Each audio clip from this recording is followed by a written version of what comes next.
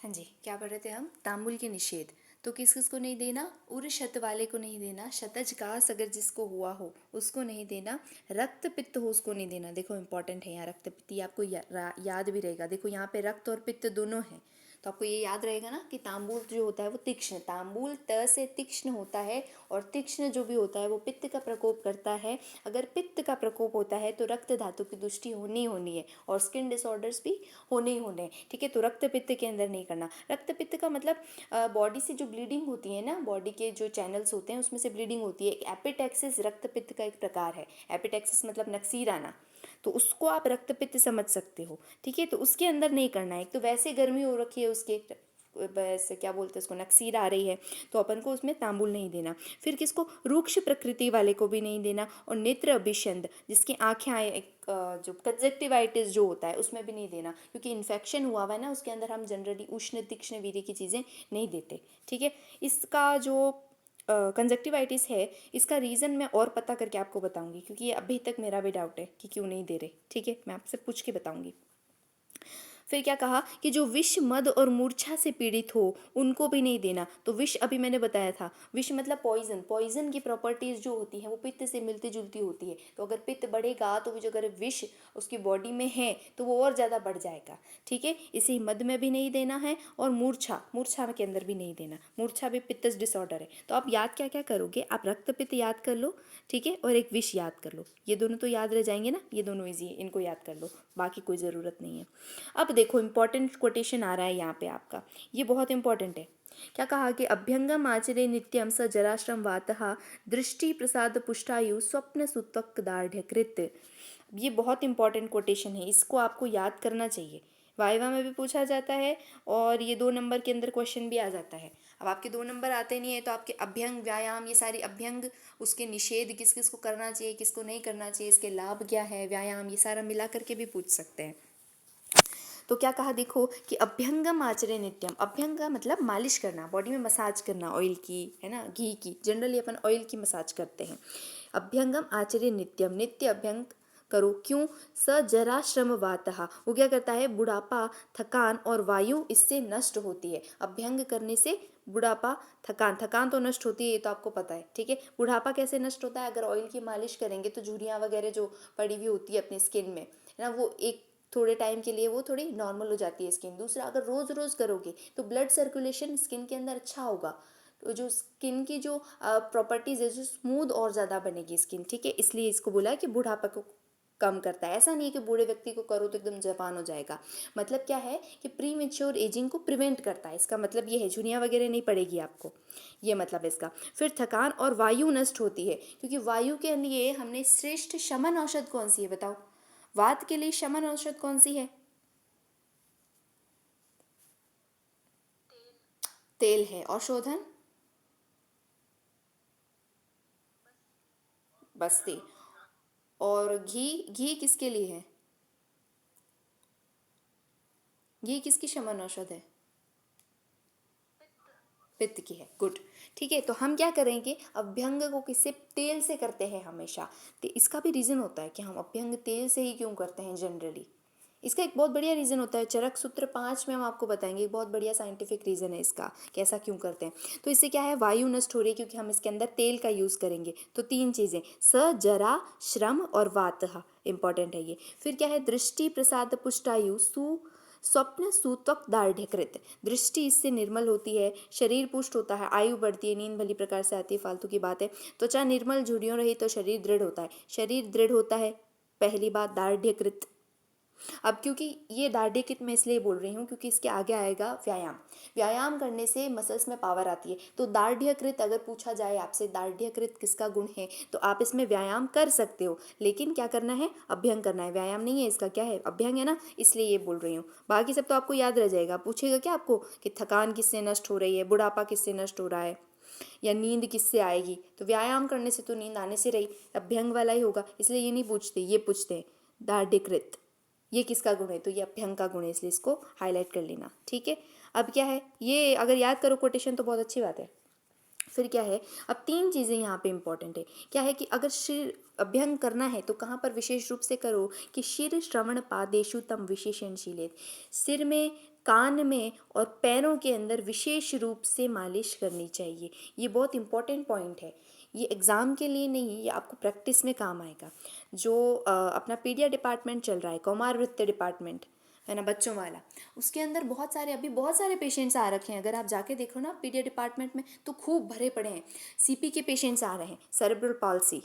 ठीक है, इसको क्या है, यहाँ पे इसलिए आ रहे हैं क्योंकि अकॉर्डिंग टू मॉडर्न साइंस ये नॉन क्यूरेटिव इनक्यूरेटिव है, मतलब क्योर नहीं होगी, है ना, इसका कुछ नहीं कर सकते। वो डिजनरेट भी नहीं होता है, पेशेंट जैसा है वो एज इट इज़ वैसा ही रहता है। इसमें क्या है, मेंटल रिटार्डेशन भी होता है, साथ में उसको चलने फिरने में भी प्रॉब्लम होती है। जब बर्थ होता है ना, बर्थ के टाइम अगर क्राइड बर्थ नहीं होता, क्राइड बर्थ मतलब बच्चा अगर रोता नहीं है, या फिर किसी तरह की हेड इंजरी हो जाती है वजाइनल डिलीवरी के दौरान या फोर्सेप डिलीवरी के दौरान, बच्चे का जो हेड है वो इंजर्ड हो जाता है, या फिर वो रोता नहीं है तो प्रॉपर ऑक्सीजन उसको नहीं मिलती, तो उसके ब्रेन का कुछ एरिया है वो डैमेज हो जाता है। उस डैमेज की वजह से उसका जो मेंटल डेवलपमेंट है, फिजिकल डेवलपमेंट है, उसके ऊपर भी फ़र्क पड़ता है। तो इसमें मॉडर्न के अंदर हम उसको कुछ नहीं कर सकते, इसमें ये जैसा है वैसा ही रहेगा, लेकिन यहाँ पे हम उसको ट्रीट करते हैं और पेशेंट हमारी आंखों के सामने ठीक होकर के गए। एक पेशेंट था जो ना बोलता था, चलता था, बैठ भी नहीं पाता था, अभी आजकल वो दौड़ता है, बोलता तो नहीं है, थोड़ा थोड़ा बोलता है, ज़्यादा नहीं बोल रहा, लेकिन वो दौड़ने लग गया है बिल्कुल। तो कविश नाम का पेशेंट है ना, मिलना तुम जाना कभी। अच्छा, तो मैं क्या बता रही थी, यहाँ पे अभ्यंग, अच्छा उसकी जो थेरेपी चल रही थी ना, वो ये अभ्यंग ही चल रहा है। किसमें, उसका बला तेल से अभ्यंग चल रहा है, और साथ में अपन षष्टिशालिक स्वेदन होता है, स्वेदन का एक टाइप होता है। इसमें चावल को दूध के अंदर गर्म करके उसकी गर्म गर्म की पोटली बनाते हैं और उससे सिकाई करते हैं। तो ये उसका प्रोसीजर उसका चल रहा है। तो उसमें जो अभ्यंग करते हैं ना, मैं तुम्हें बात ये बता रही हूँ, तुम थर्ड ईयर में जब आओगे वहाँ पे बॉस तुम्हें बोलेंगे चलो भाई करो अभ्यंग, तो तुम क्या करोगे, कहाँ करना है, स्पेशली सिर पे, कान पे और पैर पे विशेष रूप से अभ्यंग करना है। तो कोई भी पेशेंट आता है उसका भी, अगर आप खुद का करो तो उसका भी, ठीक है। इसलिए ये इंपॉर्टेंट है, ये बहुत इंपॉर्टेंट पॉइंट है, इसको याद रख लेना। फिर क्या है कि अभ्यंग का कहीं कहीं निषेध भी होता है कि कहीं कहीं अभ्यंग नहीं करना। तो कहाँ नहीं करना, कि कफ से पीड़ित व्यक्ति को नहीं करना है, वमन विरेचन से जिसने शरीर का शोधन किया हो तब भी नहीं करना है, और अजीर्ण रोगी को, जिस दिन उसको अजीर्ण हो उस दिन नहीं करना। अजीर्ण रोगी को एक और काम नहीं करना था, वो कौन सा था, दातुन नहीं करना था, ठीक है। और अजीर्ण का एक ही अभ्यंग भी आ गया। अब ये जहाँ पे भी ये ऐसा कॉन्ट्रा इंडिकेशन होता है ना, उसको याद कर लिया करो, उसके श्लोक याद करो तो बहुत अच्छी बात है, क्योंकि ये पूछ लेते हैं एमसीक्यू में, उठा करके यही चीज़ें पूछते हैं, कॉन्ट्रा इंडिकेटेड क्या क्या है। तो कफ से पीड़ित व्यक्ति को नहीं करना, वमन विरेचन से जिसने शरीर का शोधन कर लिया, वमन विरेचन तुम समझ गए अब, एमएसएस और लेग्जिस्शन करवाना। उसके बाद में, वमन और विरेचन के बाद में भी अभ्यंग नहीं करते, क्यों, क्योंकि अभ्यंग जो है वो इससे पहले का प्रोसीजर होता है, पूर्व कर्म में आता है। स्नेहपान सबसे पहले अभ्यंग कराते हैं, स्नेहपान कराते हैं, फिर स्वेदन कराते हैं, उसके बाद में ये वमन विरेचन वगैरह सब चलता रहता है, तो उसके बाद में नहीं करना। अब क्या है, अब व्यायाम की बात करेंगे, इंपॉर्टेंट, ये श्लोक बहुत इंपॉर्टेंट है, याद करो कि करो, है ना। क्या है कि लाघवम कर्म सामर्थ्यम दीप्तो अग्निमेद सक्षय विभक्त गण गात्रतम व्यायामाद उपजायति। व्यायाम करने से शरीर में पहली बात तो लघुता आती है, कार्य करने में सामर्थ्य, अग्नि दीप्त होती है, इंपॉर्टेंट। दीप्तो अग्नि, अग्नि किससे दीप्त होगी, व्यायाम से। दीप्तो अग्नि मेद सह क्षय, और मेद धातु का नाश होता है, क्योंकि इससे क्या होती है, वात बढ़ती है, लघुता आती है। देखो सारे वात वाली चीज़ें आ गई हैं यहाँ पे, लघुता आती है, वात बढ़ रही है, ठीक है। कार्य करने की सामर्थ्य, उत्साह जो है वो किसका, वात का गुण है, तो कार्य करने की सामर्थ्य बढ़ती है, चल गुण है ना वात का, तो कार्य करने की सामर्थ्य इससे बढ़ती है। अग्नि भी इससे दीप्त होती है। अग्नि किस लिए, इसमें ये नहीं है कि पित्त बढ़ रहा है, देखो वात और जो अग्नि होती है, पित्त नहीं कह रही हूँ मैं, अग्नि बोल रही हूँ, जठर अग्नि जो होती है, उसका एक बहुत अच्छा रिलेशन होता है। आपको पता है आग कब लगती है, जब ऑक्सीजन होती है एयर में, ऑक्सीजन प्रेजेंट होगी तभी आग लगती है। उसी तरीके से जब वायु होती है तभी अग्नि तीव्र होती है। तो ये जो वायु होती है ना, ये अग्नि को तीव्र करने का भी काम करती है, एक कंसेप्ट होता है, इसको ध्यान रखना। इसलिए यहाँ पे क्या बोला, अग्नि इसने दीप्त होती है, और मेद धातु का नाश होता है। मेद क्या था अपना, कौन सी धातु थी, ऐसे रक्त मांस मेद, एडिपोज टिश्यू से हम उसको कोरिलेट कर रहे थे ना, तो उसका नाश होता है, ये आपको पता ही है। फिर क्या है, विभक्त घन गात्रत्वम व्यायामाद उपजायते, विभक्त घन गात्रत्वम, एक विभक्त घन गात्रत्वम है, और एक था त्वक दार्ढ्यकृत। दार्ढ्यकृत किसके अंदर आता है, अभ्यंग के अंदर आता है, और विभक्त घन गात्रत्वम आता है व्यायाम के अंदर। विभक्त घन गात्रत्व मतलब क्या, मसल्स बनेंगे ना शरीर में, टोन्ड होगी बॉडी, तो उसको विभक्त घन गात्रत्वम बोला, ठीक है। अब आगे चलते हैं।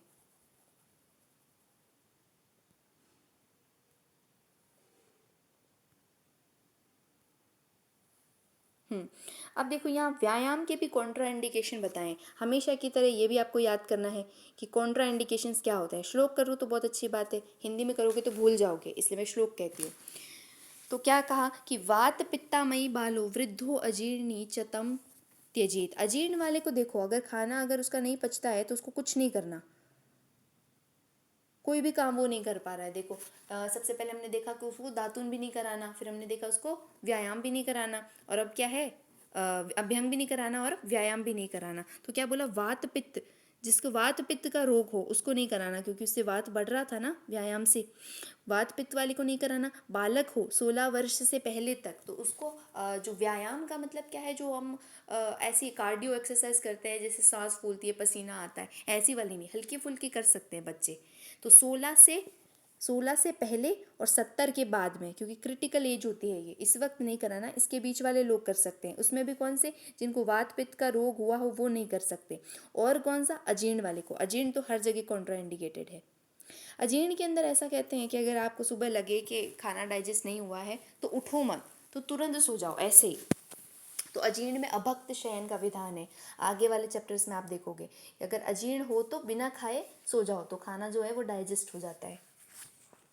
इसलिए अजीर्ण के अंदर दिनचर्या शुरू ही नहीं की है। देखो मतलब स्टार्टिंग जैसे कि ब्रश से ही तो होती है, तो ब्रश भी नहीं किया, इसका मतलब क्या है कि उठो ही नहीं सो जाओ, ऐसा बोलते हैं। तो अजीर्ण को ऐसे आप याद कर सकते हो, तो ये इंपॉर्टेंट है इसको याद करना। अब क्या कहा कि किसको सेवन करना चाहिए, कैसे करना चाहिए, कि अर्ध शक्ता निषेव्यस्तु बलि भी स्निग्ध भोज भी, आधी शक्ति अर्ध शक्ति में करना चाहिए व्यायाम। क्या कह रहा है कि व्यायाम का सेवन बलवान और स्निग्ध भोजन करने वाले व्यक्ति को करना चाहिए। और कैसे, शीतकाल और वसंत में आधी शक्ति से, ग्रीष्म वर्षा शरद में आधी से भी थोड़े से करना चाहिए। अच्छा, आप काल के बारे में जानते हो, आदान काल और विसर्ग काल दो होते हैं। काल जो होते हैं, हाँ गुड, तो काल जो है वो दो तरीके के होते हैं, आदान काल और विसर्ग काल। आदान मतलब आदा लेना, आदान मतलब है ना आदान प्रदान, तो लेना। तो आदान काल के अंदर क्या होता है, बल कम होता है, क्योंकि अपना जो बल है वो कौन खींच लेता है। एक वो ग्लूकोज वाला ऐड देखा होगा आपने, गर्मियों के अंदर आता है कि वो बच्चा खेल रहा होता है, ऊपर से जो सूरज है वो स्ट्रॉ लगा के उसका सारा पानी सोख रहा होता है ऊपर। एग्जैक्टली ऐसा ही होता है आदान काल में। आदान काल मतलब ये वाला, एक तो ये शिशिर वसंत ग्रीष्म होता है, फिर वर्षा शरद और हेमंत होता है। तो जो शिशिर वसंत ग्रीष्म वाला टाइम है, ये क्या आता है, ये आदान काल के अंदर आता है। इसके अंदर शरीर का बल कम होता जाता है। अभी कौन सा काल चल रहा है, अभी विसर्ग काल चल रहा है। अभी अपना बल जो है वो धीरे धीरे बढ़ेगा, वर्षा से शरद और फिर हेमंत, हेमंत के अंदर है ना, तो अपना बल धीरे धीरे बढ़ेगा। तो ये ठंडी वाला टाइम समझ लो, इसको गर्मी वाला टाइम समझ लो, है ना। तो अपन को जो व्यायाम करना है तो वो कैसा करना है, शरीर के अंदर कुछ पावर भी तो होनी चाहिए, बॉडी के अंदर जब कुछ स्ट्रेंथ होगी तब वो व्यायाम करेगा। अगर स्ट्रेंथ नहीं है फिर भी ज़बरदस्ती कराएं तो इंसान थक जाएगा, है ना। उसको और ज़्यादा दिक्कत हो जाएगी, वात और ज़्यादा बढ़ जाएगा। और वात कितने रोग करता है हमें पता है, 80 रोग करता है। तो इसलिए आदान काल के अंदर नहीं कराना। क्यों नहीं कराना, क्योंकि इसमें बल कम होता है। तो यहाँ पे देखो बोला ना, ग्रीष्म वर्षा और शरद, इसमें कैसा करना, आधी शक्ति से भी कम करना, मतलब बहुत कम, ना के बराबर व्यायाम करना है, क्योंकि उसके अंदर बल वैसे भी कम है। और अच्छा अच्छा खासा व्यायाम किसके अंदर करना है, शीतकाल के अंदर और वसंत ऋतु के अंदर। वसंत ऋतु के अंदर भी बल बहुत बढ़ा हुआ होता है, क्योंकि इसमें कफ का प्रकोप का काल होता है। कफ का मतलब बल होता है, जिसका जहाँ जहाँ कफ बढ़ा हुआ होता है उसका मतलब बल बढ़ा हुआ है शरीर के अंदर। कुपित नहीं कह रही हूँ, बढ़ा हुआ कह रही हूँ, मतलब एक अच्छी कंडीशन में होता है, ठीक है। जो कफ प्रधान होते हैं लोग, उनके अंदर बल बहुत ज़्यादा होता है। वात वाले हवा होते हैं, बिल्कुल हवा की तरह, ऐसा ही समझ लो, दुबले पतले से, बिल्कुल अंदर कुछ नहीं होता उनके, ठीक है। तो क्या बोला कि जो व्यायाम हमें करना था वो भी दो तरीके से, कैसा करो, एक तो आधी शक्ति करो और एक आधे से भी क्या करो, कम करो। तो आधी शक्ति तो किसके अंदर करो, शीत ऋतु में या विसर्ग काल के अंदर, प्लस वसंत के अंदर। तो शीतकाल याद कर लेना, वसंत जाने दो, अभी नहीं याद रहता, तो शीतकाल में करो। और गर्मी में क्योंकि बल बॉडी का कम होता है तो क्या करो, ग्रीष्म जो विश्व आदान काल वाली जो तीनों ऋतु हैं उसके अंदर आधी शक्ति से भी कम करो। अब यह आधी शक्ति कैसे पता चलेगा, इसके भी पैरामीटर्स दिए हैं आचार्य ने। तो उसमें एक कोटेशन आता है कि पसीना आने लगना और क्या बोलते हैं, सांस फूलना, ये सारे जो लक्षण होते हैं, इसमें बहुत सारे लक्षण आते हैं, 3-4 आते हैं, मुझे अभी ठीक से याद नहीं है। वो आते हैं अर्ध शक्ति के, कि अगर आपके ललाट के पास से पसीना आने लग जाए या आपकी सांस फूलने लग जाए, इसका मतलब आपका आधी शक्ति वाला जो है वो पूरा हो गया है, अब आप छोड़ दो व्यायाम, ठीक है, ऐसा बोला है। अभी इसकी जो मात्रा है ना व्यायाम की, बहुत इंपॉर्टेंट है ये। आधी शक्ति में करना चाहिए, कब करना चाहिए, आधी शक्ति से कम कब करना चाहिए, ठीक है, ये इंपॉर्टेंट चीज़ है, इसको याद रखना। श्लोक रहने दो, नहीं याद होता है तो। फिर क्या है, व्यायाम करने के उपरांत संपूर्ण शरीर को शनै शनै मलना चाहिए, जिससे कि सुख प्राप्त हो। ध्यान रखना, ये अभ्यंग नहीं है। अभ्यंग क्या था, व्यायाम से भी पहले था, फिर बाद में व्यायाम था और अब आगे स्नान आएगा, तो इसका सीक्वेंस याद रखना इंपॉर्टेंट होता है। अब एक बार अपन इसको रिवाइज कर लेते हैं सारे को। तो देखो, दिनचर्या के अंदर हमने क्या देखा था, सबसे पहले ब्रह्म मुहूर्ते उत्तिष्ठ, ये सबसे पहले ब्रह्म मुहूर्त के अंदर उठना चाहिए। इसके अंदर क्वेश्चन क्या पूछा था कि ब्रह्म मुहूर्त क्या होता है, तो क्या बोला था, सूर्योदय से 1 घंटा 24 मिनट पहले, या फिर रात्रि के अंतिम प्रहर या चौथे प्रहर का तीसरा मुहूर्त। एक मुहूर्त के अंदर कितने थे, 48 मिनट्स हो रहे थे, और एक याम के अंदर कितने थे, 3 आवर्स थे। एक अहोरात्र के अंदर कितने याम हो रहे थे, 8 याम हो रहे थे। ये 3 चीज़ें आपको याद करनी थी। दूसरा इसमें क्वेश्चन क्या बनता है कि ब्रह्म मुहूर्त से दिनचर्या की शुरुआत किसने की है, इन्होंने अपने वाघभट्ट जी ने, और चरक ने आई थिंक अंजन से शुरू किया है, मैं एक बार कंफर्म कर लूँगी, ठीक है, मेरे हिसाब से अंजन से शुरू किया है। फिर आगे चलो, आगे क्या बोला कि उठते ही क्या करो, सबसे पहले शरीर चिंताम निवर्त्य, कि शरीर की चिंता करो, भोजन जीर्ण हुआ है कि नहीं हुआ है, और फिर मल त्याग के लिए जाओ, और फिर ब्रश करने की बारी आती है। तो हमारा जो दातुन था वो कैसा था, सबसे पहले अपन को रस देखना था, कौन सा था, कटु तिक्त कषाय का था। तो अब जब ये इस चैप्टर के नोट्स बनाओ ना, तो ऐसे कर लो, एक ऐसी डंडी बना लो, तो ये कैसी होनी चाहिए, कटु तिक्त और कषाय की होनी चाहिए। फिर इसके जो प्लांट्स थे वो लिख लो, यहाँ पे साइड में लिख लो, अंदर लिख लो, जैसे भी। तो इसके प्लांट्स थे कटु तिक्त कषाय के, कौन से वाले, जैसे आख हो गया, और वट हो गया, खदिर हो गया, करंज हो गया, अर्जुन हो गया, ठीक है, ये इसके।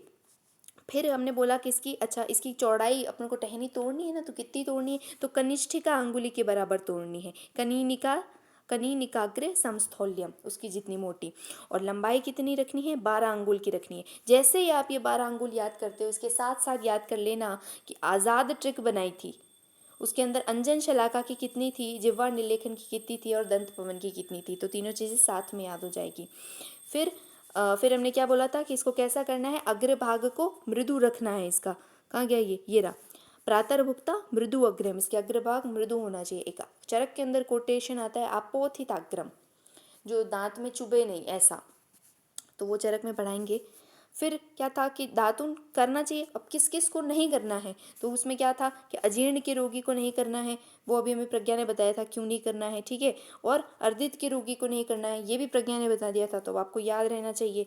फिर हमने देखा कि आप क्या करोगे, अब अंजन करोगे, काजल लगाओगे, ब्रश करते ही सीधा जाओगे काजल लगाने के लिए, तो काजल भी जो आप रोज़ लगा सकते हो वो कौन सा है, जो सौम्य अंजन होता है, सौवीर अंजन। और अगर मान लो सपोज आंखों के अंदर श्लेष्मा है ना, अगर कफ बढ़ा हुआ है, तो फिर क्या करो, रसांजन का प्रयोग करो। ये रसांजन का प्रयोग कब करना चाहिए, यहाँ से ऑब्जेक्टिव क्वेश्चन बनता है, क्या है कि 7 डेज, 7 दिन के अंदर करना चाहिए, ठीक है। अब आगे चलते हैं, अंजन कर लिया, उसके बाद में क्या आ रहा था, नस्य,